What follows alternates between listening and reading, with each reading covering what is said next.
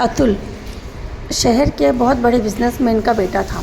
उसके डैडी इतने बड़े बिजनेसमैन थे कि शहर के सारे लोग, यहाँ तक कि राजेश भी उसी की कंपनी से माल लिया करता था। इसीलिए अतुल के डैडी अपने आप को शहर का सबसे बड़ा बिजनेसमैन और सभी लोगों का बॉस समझता था। और जैसा बाप वैसा बेटा, अतुल में भी वही सारे लक्षण आ गए थे।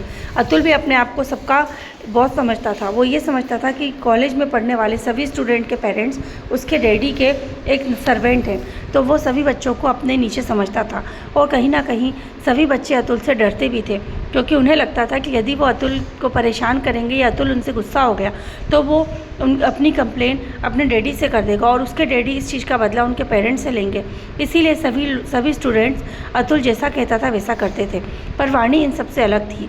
वाणी ये कहती थी कि हर चीज़ मेहनत से होती है, उसके डैडी की वजह से नहीं। यदि उसके डैडी उसको कोई नुकसान पहुंचाना चाहेंगे तो भी नहीं पहुंचा पाएंगे, क्योंकि उसे मालूम था कि उसके चाचू राजेश भी कोई कम नहीं है। इसलिए वाणी कभी भी अतुल से डरती नहीं थी, वो डटकर उसका सामना करती थी। और वाणी का ये मानना था कि उसे किसी फालतू चक्कर में पड़ना ही नहीं है, इसीलिए वो अतुल से बात करना ही पसंद नहीं करती थी। वो अपने काम से काम रखती थी और इन्हीं सब हरकतों की वजह से वाणी टीचर्स की और सारे स्टूडेंट्स की फेवरेट थी। सभी लोग वाणी को बहुत पसंद करते थे और कहीं ना कहीं अतुल को ये बात अच्छी नहीं लगती थी। अतुल चाहता था कि कॉलेज में हर चीज़ में वो टॉप पे रहे, पर वो ये नहीं कर पाता था, क्योंकि पढ़ाई से लेकर स्पोर्ट्स तक, यहाँ तक कि सारी एक्टिविटीज़ में और सारे कल्चर प्रोग्राम में हर चीज़ में वाणी सबसे आगे रहती थी और अतुल को यही चीज़ पसंद नहीं आती थी। आज जब लड़कियों और लड़कों के बीच कंपटीशन होने वाला था तो अतुल को कहीं ना कहीं मौका मिल गया था, जिससे कि वो सारी लड़कियों के साथ साथ वाणी को भी नीचा दिखा सके। और इसीलिए वो जुड़ गया कि उसे जी जान एक लगाना है, चाहे उसे पैसों से खरीदना पड़े जजेस को या जो भी करना पड़े। वो हर तरह से लड़कियों की टीम को हरा देगा और वाणी से बदला लेगा। यहाँ पर वाणी जुट गई थी कि वो अपनी सूझबूझ से और अक्लमंदी से इस प्रोग्राम को जीतेगी। पूरे कॉलेज में इसी चीज़ की चर्चा हर जगह बनाई हुई थी। वाणी अपने फ्रेंड्स के साथ मिलकर सोचने लगी और कहने लगी, देखो जो कल्चर प्रोग्राम होगा उसके लिए तो हमें कुछ तैयारी करना है। उसके लिए हम कोई भी एक मोटिवेशनल एक्ट कर सकते हैं, जिससे कि लोगों को बहुत कुछ सीखने को मिले। और जहाँ तक बात है स्पोर्ट्स की, तो उसमें तो जो गेम हमें खिलाई जाएंगी वो हमें उसी समय खेलना है।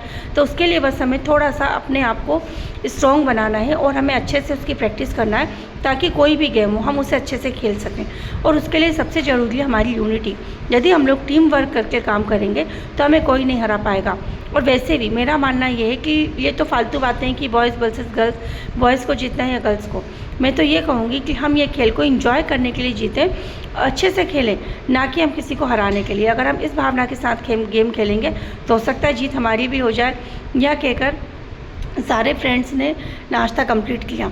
यहाँ पर अतुल अपनी टीम के साथ प्लानिंग तो कर ही रहा था, साथ में वो गर्ल्स को भी बार बार देख रहा था कि वो क्या प्लानिंग कर रहे हैं, क्योंकि अतुल का मकसद सिर्फ यही था कि उसे साम दाम दंड भेद कुछ भी करके गर्ल्स की टीम को हराना है। बस यही चीज़ों के साथ अतुल अपनी प्लानिंग में जुट गया। उसने तो यहाँ तक भी सोच लिया था कि जजेस को शायद वो कुछ पैसे दे दे या कैसे भी हो सके वो किसी भी तरह से जीत जाए। उसने सोचा कि वो इसके बारे में प्रिंसिपल सर से बात करेगा, क्योंकि प्रिंसिपल सर के आगे भी वो अपने आप को बहुत महान समझता था। उसे लगता था उसके डैडी प्रिंसिपल सर तक को खरीद सकते हैं, पर यह अतुल की गलतफहमी थी और इसी वजह से अतुल बहुत घमंडी और बहुत बेकार लड़का होता जा रहा था।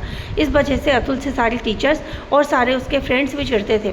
पर जब यहाँ बात कंपटीशन की आ गई थी तो सारे लड़कों के मन में यह भावना थी कि उन्हें लड़कियों को हराना है, इसलिए वो सब भी अतुल का साथ दे रहे थे।